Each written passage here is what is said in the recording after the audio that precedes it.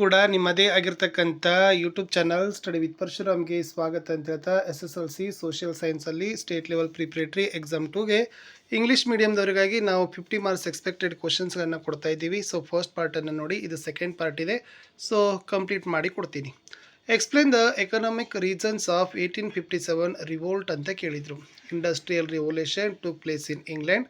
Indian industries suffered, people lost their jobs, handcrafts lost importance, wool and cloth industries became sick, imposed heavy taxes, exploitations of farmers, gifted lands were taken back. Next one, 1857 revolt was failed due to many reasons. Explain. So lack of plan, lack of unity, lack of direction, lack of organization, lack of leadership, lack of discipline, lacked a definite aim. King supported the British. People lost their confidence in shoulders. What were the results of effects in 1857 revolt ಅಂತಿತ್ತು. ಇದು state level preparatory 1ಗೆ ಕೇಳಿದ್ರು. The agreements with the local kings were accepted. Expansion plans were taken back. Stable government was promised. Equality before the law. Non-interference in religious matters. The rule of company was ended. The Queen of England took over the administration. Next, explain the role of extremist in the Indian freedom movement ಅಂತ ಕೇಳಿದರು. ತೀವ್ರಗಾಮಿಗಳಂತ ಕರೀತಾರೆ, extremist ಅಂತ ಇತ್ತು. Criticised moderates as a political beggars. Lal Bal Pal were the leaders. Opposed division of Bengala. Aimed at complete freedom. Boycotted the foreign goods. Tilaka declared Swarajya is my birthright. Organized common people. Celebrate Ganesha, Shivaji and Durga Puja. Started Kesari and Maratha periodicals. Wrote a book, Gita Rahasya. Explain the role of Subhash Chandra Bose in the freedom movement of India. Netaji Subhash Chandra Bose was a revolutionary fighter. He organized the Indians, became the president of Haripura and Tripuri Congress session. He founded Forward Bloc Party. British arrested him. He became the leader of Indian National Army in Japan. He called for Delhi Chalo. He declared, "Give me your blood, I will get you freedom." But he was died in aeroplane crash. Ras Bihari Bose established Indian National Army. Captain Lakshmi was the commandant of Jhansi regiment ಅಂತ ಬರೆದ್ರೆ ಸಾಕು. ಇನ್ನು how did the revolutionary fight against the British during the national movement ಇದೆ. So revolutionary ಇದೆ, ಕ್ರಾಂತಿಕಾರಿಗಳ ಬಗ್ಗೆ ಇತ್ತು. ಇನ್ನು what are the contribution of doctor BR Ambedkar in the national movement of India. So ಇದು ಕೂಡ ನಿಮಗೆ 4 ಮಾರ್ಕ್ಸ್ದಲ್ಲಿ ಬರ್ತಕ್ಕಂಥ ಇಂಪಾರ್ಟೆಂಟ್ ಇತ್ತು. ಸೊ ಇದನ್ನು ಕೂಡ ಒಂದು 8 ಕೀ ಪಾಯಿಂಟ್ಸ್ಗಳನ್ನು ಬರೀರಿ. ಇನ್ನು explain the major achievements of Nehru as the first prime minister of India. Already ನಿಮಗೆ ಸ್ಟೇಟ್ ಪ್ರಿಪ್ರೇಟರಿ 1ನಲ್ಲಿ ಈ ಪ್ರಶ್ನೆ ಏನು ಮಾಡಿದ್ರಪ್ಪ ಅಂದರೆ ಕೇಳಿದರು. ಇನ್ನು what were the problems faced by India after independence. Problem of refugees, human rights, formation of government, integration of provinces, production of food, development of agriculture, growth of industries. ಇನ್ನು how was Junagadh merged with Indian union ಅಂತ ಕೇಳಿದರೆ, so last time Hyderabad ಕೇಳಿದರು, ಈ ಸರಿ ಜುನಾಗಢ್ ನೋಡ್ಕೊಡ್ರಿ, ಗೋವಾ ನೋಡ್ಕೊಡ್ರಿ, ಜಮ್ಮು ಕಾಶ್ಮೀರ್ ಇದೆ, ಪಾಂಡಿಚೇರಿ, ಅವೆಲ್ಲ ನಿಮಗೆ ಮೋಸ್ಟ್ ಇಂಪಾರ್ಟೆಂಟ್ ಆಗಿರ್ತಕ್ಕಂಥದ್ದು ಇತ್ತು. ಓಕೆನಾ. ಫಸ್ಟ್ ವರ್ಲ್ಡ್ ವಾರ್ಗೆ ಕಾಸಸ್ಗಳನ್ನು ಕೇಳಿದರು. ಇನ್ನು explain the main features of fascism ಅಂತ ಇದೆ. Explain the importance of public administration. ಇದು ನಾಳೆ ನಿಮಗೆ 2 ಮಾರ್ಕ್ಸ್ಗೆ ಬರ್ತಕ್ಕಂಥ ಮೋಸ್ಟ್ ಇಂಪಾರ್ಟೆಂಟ್ ಕ್ವಶನ್. ಓಕೆನಾ. ಸೊ KPSC ಮತ್ತು UPSC ಬಗ್ಗೆ ನೋಡ್ಕೊಡ್ರಿ, ಯಾಕಂದರೆ ಲಾಸ್ಟ್ ಇಯರ್ ಡೈರೆಕ್ಟ್ ರಿಕ್ರೂಟ್ಮೆಂಟ್ ಮತ್ತು ಇಂಡೈರೆಕ್ಟ್ ರಿಕ್ರೂಟ್ಮೆಂಟ್ ಬಗ್ಗೆ ನಿಮಗೆ ಡಿಫ್ರೆನ್ಸೇಷನ್ ಕೇಳಿದರು. ಸೊ ಈ ಸರಿ KPSC ಮತ್ತು UPSC ನಿಮಗೆ ಏನಾಗ್ಬೋದು, ಪ್ರಶ್ನೆಗಳು ಬರ್ಬೋದು. ಇನ್ನು ಕಮ್ಯುನಲಿಸಮ್ ಇದೆ ನೋಡಿ, ಕೋಮುವಾದ ಅಂತ ಕರೀತಾರೆ. ಸೊ ಅದು ಹೇಗೆ ಹಾರ್ಮ್ಫುಲ್ ಇದೆ ಅಂತ ಕೇಳ್ಬೋದು, 4 ಮಾರ್ಕಿಗೆ ಕ್ವಶನ್ಸು. ಆಮೇಲೆ ಅದನ್ನು undertaken of the control communalism, ಅದನ್ನು ಕಂಟ್ರೋಲ್ ಮಾಡಲಿಕ್ಕೆ ಸೊ ಗೌರ್ಮೆಂಟ್ ಯಾವೊಂದು ಮೀಜರ್ಸ್ಗಳನ್ನು ತೆಗೆದುಕೊಂಡಿದ್ದಂಥದ್ದು ಇತ್ತು.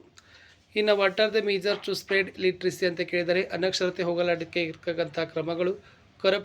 ಕರಪ್ಷನ್ದು ಸೊ ಕಾಸಸ್ ಮತ್ತು ಎಫೆಕ್ಟ್ಸ್ಗಳನ್ನು ನೋಡ್ಕೊಳ್ರಿ. ಆಮೇಲೆ ಅದನ್ನು ಕಂಟ್ರೋಲ್ ಮಾಡಲಿಕ್ಕೆ ಇರ್ತಕ್ಕಂಥ ಮೇಜರ್ಸ್ ಏನಿದೆ ಅಂತಕ್ಕಂಥದ್ದು ಇಂಪಾರ್ಟೆಂಟ್ ಇತ್ತು. ಇನ್ನು what are the measures undertaken government of India to eliminate gender discrimination ಅಂತಿದೆ. ಲಿಂಗ ತಾರತಮ್ಯ ಇಟ್ಸ್ ಅ ಮೋಸ್ಟ್ ಇಂಪಾರ್ಟೆಂಟ್. ಓಕೆನಾ, ಇದನ್ನು ನೋಡ್ಕೊಡ್ರಿ. ಬಟ್ ನಮಗೆ ಇರ್ತಕ್ಕಂಥದ್ದು ಏನಪ್ಪ ಅಂದರೆ ಇದು, what initiatives have taken to eliminate discrimination of gender minorities ಅಂತ ಕೇಳಿದ್ರೆ, ಲಿಂಗತ್ವ ಅಸಮಾನತೆ ಅಂತ ಕೇಳಿದರು. ಸೊ ಇದು ನಿಮಗೆ ಮೋಸ್ಟ್ ಇಂಪಾರ್ಟೆಂಟ್ 4 ಮಾರ್ಕ್ಗೆ ಬರ್ತಕ್ಕಂಥ ಪ್ರಶ್ನೆ. ಇನ್ನು what are the methods to be undertaken check smuggling ಅಂತ ಕೇಳಿದರು. ಓಕೆ, ಸೊ ಇದನ್ನು ಕೂಡ ನೋಡ್ಕೊಡ್ರಿ. ಲಾಭಕೋರತನ ಅಂತ ಹೇಳ್ತಾರೆ. ಇನ್ನು which are the basic principles of Indian foreign policy. ಇದು ಇಂಪಾರ್ಟೆಂಟ್ ಇದೆ, 3 ಮಾರ್ಕ್ಗೆ ಬರ್ತಕ್ಕಂಥ ಒಂದು ಇಂಪಾರ್ಟೆಂಟ್ ಆಗಿರ್ತಕ್ಕಂಥ ಪ್ರಶ್ನೆ. ಇನ್ನು ನೆಕ್ಸ್ಟ್ ಯು ಎನ್ ಓದು ಅಬ್ಜೆಕ್ಟಿವ್ಸು ಮತ್ತು ಮೇನ್ ಆರ್ಗನ್ಸ್ ಯಾವಿದ್ದಾವೆ, ಸೊ ಅದನ್ನು ಕೂಡ ನೋಡ್ಕೊಡ್ರಿ, ಅದು ಇಂಪಾರ್ಟೆಂಟ್ ಇತ್ತು. ಇನ್ನು explain the formation of general assembly.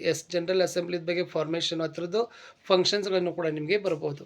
ಇನ್ನು U N maintaining world peace ಅಂತ ಕೇಳಿದ್ರು, ಅಚೀವ್ಮೆಂಟ್ಸ್ಗಳನ್ನು ಕೂಡ ನೀವು ಬರೆದ್ರೆ ಏನಾಗ್ತದಪ್ಪ ಅಂದರೆ ಇಂಪಾರ್ಟೆಂಟ್ ಇತ್ತು. ಇನ್ನು ಅನ್ಟಚಬಿಲಿಟಿ ಇದೆ ನೋಡಿ, ಸೊ ಏನೆಲ್ಲ ಲೀಗಲ್ ಮೆಜರ್ಸ್ಗಳನ್ನು ತೆಗೆದುಕೊಂಡಿದ್ದಾರೆ, ಸೊ ಅನ್ಟಚಬಿಲಿಟಿ ಎರಿಡಿಗೇಟ್ ಮಾಡಲಿಕ್ಕೆ ಅಂತಕ್ಕಂಥದ್ದಿತ್ತು. ಇನ್ನು ಅನ್ಎಂಪ್ಲಾಯ್ಮೆಂಟ್ದು ರೀಸನ್ಸ್ ಮತ್ತು ಎಫೆಕ್ಟ್ಸ್ ಮೋಸ್ಟ್ ಇಂಪಾರ್ಟೆಂಟ್, ಸೊ ಅದು ಕೂಡ ನೀವು ಸ್ವಲ್ಪ ಏನು ಮಾಡ್ರಿ ಅಂತಂದರೆ ನೋಡ್ಕೊಡ್ರಿ. ಇನ್ನು what are the measures for removal unemployment. ಇನ್ನು ಅನ್ಆರ್ಗನೈಸ್ಡ್ ಮತ್ತು ಆರ್ಗನೈಸ್ಡ್, ಸಂಘಟಿತ ಮತ್ತು ಅಸಂಘಟಿತ ಕೆಲಸಗಾರ ಅಂತ ಕರೀತಾರೆ. ಅದರದ್ದು ಡೆಫಿನೇಷನ್ಸ್ ಈ ಸರಿ ಏನಾಗ್ಬೋದಪ್ಪ ಅಂದರೆ ಬರಿಬೋದು. ಇನ್ನು ನೆಕ್ಸ್ಟ್ ನೋಡೋದಾದರೆ what are the factors influenced on climate of India. ಇನ್ನು ಸಾಯಿಲ್ ಎರಿಸನ್, ಇದು ಮೋಸ್ಟ್ ಇಂಪಾರ್ಟೆಂಟ್, ಸೊ ಈ ಸಲ ಬಂದೇ ಬರ್ತಕ್ಕಂಥ ಪ್ರಶ್ನೆ, ಓಕೆನಾ. ಅದನ್ನು ನೋಡ್ಕೊಂಡು ಹೋಗಿ. ಅದರದ್ದು ಎಫೆಕ್ಟ್ಸ್ ಕೂಡ ಇಂಪಾರ್ಟೆಂಟ್ ಇದೆ. ಆಮೇಲೆ ಮೆಥಡ್ಸ್ ಆಫ್ ಕನ್ಸರ್ವೇಷನ್ ಕೂಡ ಇಂಪಾರ್ಟೆಂಟ್ ಇದೆ. ಇಲ್ಲಿಂದ ನಿಮಗೆ ಗ್ಯಾರಂಟಿ 4 ಮಾರ್ಕ್ಸ್ ಬಂದೇ ಬರ್ತದೆ, ಓಕೆನಾ.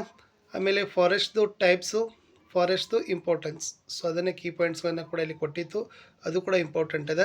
ಇನ್ನು what are the methods of conservation of forest ಅಂತ ಕೇಳಿದ್ದಾರೆ, ಇದು ಇಂಪಾರ್ಟೆಂಟ್ ಇತ್ತು, ಓಕೆನಾ.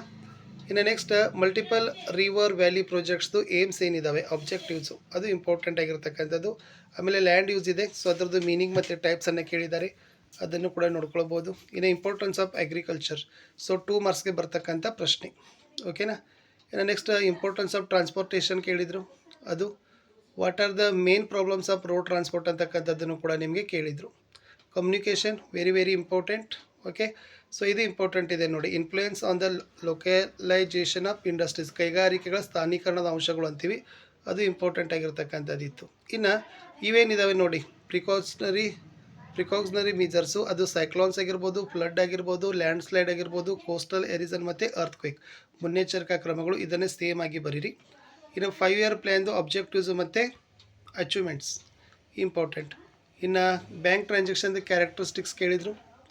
ಪೋಸ್ಟಲ್ ಬ್ಯಾಂಕಿಂಗ್ ಫಂಕ್ಷನ್ಸು ಕೂಡ ನಿಮ್ಗೆ ಏನು ಮಾಡಿದ್ದಾರೆ ಅಂತಂದರೆ ಕೇಳಿದ್ದಾರೆ. ಇನ್ನು ರೂರಲ್ ಡೆವಲಪ್ಮೆಂಟ್ದು importance most important. Public finance, okay. So public ಫೈನಾನ್ಸನ್ನು ನೋಡ್ಕೊಡ್ರಿ. ಸೊ ಲಾಸ್ಟ್ ಇಂಡಿವಿಜುವಲ್ ಮತ್ತು ಪಬ್ಲಿಕ್ ಫೈನಾನ್ಸು ಡಿಫ್ರೆನ್ಸೇಷನ್ ಕೊಟ್ಟಿದ್ದರು. ಈ ಸರಿ ಪಬ್ಲಿಕ್ ಫೈನಾನ್ಸು ನಿಮಗೆ ಇಂಪಾರ್ಟೆನ್ಸ್ ಏನಾಗ್ಬೋದಪ್ಪ ಅಂದರೆ ಬರ್ಬೋದು, ಇದು ಇಂಪಾರ್ಟೆಂಟ್ ಇದೆ. Non tax of revenue central government ಅಂತಕ್ಕಂಥದ್ದು. ಇನ್ನು ಇಂಟರ್ಪ್ರಿನರ್ಶಿಪ್ ಇದೆ, ಸೊ ಅದೊಂದು ಕ್ಯಾರೆಕ್ಟರಿಸ್ಟಿಕ್ಸ್ ಏನಿದಾವೆ ಅಂತಕ್ಕಂಥದ್ದು ಕೂಡ ಇಂಪಾರ್ಟೆಂಟ್ ಇತ್ತು. ಸೊ ಇವೆಲ್ಲ ಏನಪ್ಪ ಅಂದರೆ ನಾಳೆ ನಿಮಗೆ 50 ಅಲ್ಲ 60 ಅಬವೇ ಬರ್ತಕ್ಕಂಥ ಪ್ರಶ್ನೆಗಳಾಗಿದ್ದಾವೆ. ಸೊ ಖಂಡಿತವಾಗಿ ಇದು important. What are the major objectives of consumer protection act, list out the major consumer act ಅಂತ ರೈಟ್ಸ್ ಕೇಳಿದ್ದಾರೆ, ಓಕೆ. ಇದು ಹೈದರಾಬಾದು ಮೊನ್ನೆ ಕೇಳಿದರು. ಸೊ 1 ಲೈನರ್ ಕ್ವಶನ್ಸ್ ಇದ್ದಾವೆ. ಸೊ 1 ಲೈನರ್ ಕ್ವಶನ್ಸ್ಗಳನ್ನು ಕೂಡ ನಿಮಗೆ ಆಲ್ರೆಡಿ LBಗಳನ್ನು ರೆಫರ್ ಮಾಡಿರಿ. ಇನ್ನು ಮ್ಯಾಪ್ ಕ್ವಶನ್ಗೆ ಬರ್ತೀನಿ ಡೈರೆಕ್ಟಾಗಿ ನಾನು. ಸೊ ಯಾವೆಲ್ಲ ನೀವು ಮ್ಯಾಪ್ ಕ್ವಶನ್ಗೆ ಟಚ್ ಮಾಡಬೇಕು ಅಂತಕ್ಕಂಥದ್ದು, ಯಾಕಂದರೆ ಪದೇ ಇದನ್ನೇ ಏನು ಮಾಡ್ತಾ ಇದ್ದಾರೆ ಅಂತಂದ್ರೆ ಅವರು ಕೇಳ್ತಾ ಇದ್ದಾರೆ, ಓಕೆನಾ. 82.30 ಲಾಂಗಿಟ್ಯೂಡ್, 23.30 ಲ್ಯಾಟಿಟ್ಯೂಡ್. ಈ ಸರಿ 82.30 ಬರ್ಬೋದು. ಲಾಸ್ಟ್ ಟೈಮ್ 23.90 ಬಂದು.